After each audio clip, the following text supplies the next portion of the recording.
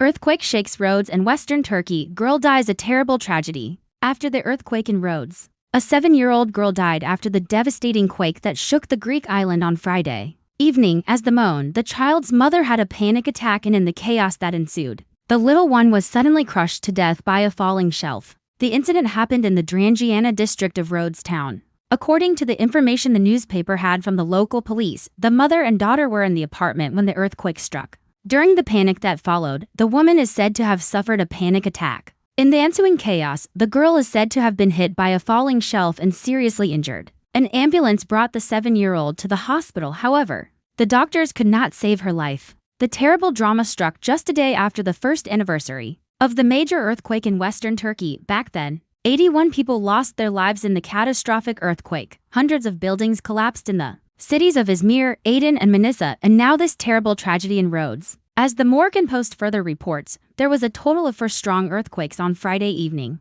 The tremors were felt not only in Rhodes but also in Western Turkey. According to the European Mediterranean Seismological Center, the epicenter of the earthquakes was about 20 kilometers from the coast of the Turkish province of Mughla. The magnitude of the earthquakes that shook the region on Friday evening was between 6 and 6.4 on the Richter scale, while the first earthquake occurred at around 9:15 p.m. local time. The 3 subsequent strong tremors followed within the space of an hour, according to the Turkish disaster agency. The earthquakes also caused a slight sea wave. However, since no dangerous tsunamis were expected, no official evacuation orders were given. However, as a precaution, the people living by the sea withdrew to higher ground. A reporter from the Moon who was on site reported that many people fled their homes in panic. It was raining heavily at the time, which made the rescue work more difficult. After the first violent tremors, people began to leave their homes in Rhodes. The streets were deserted, as was the Rhodes beach. Most people went to the market square or to the harbor to be among other people.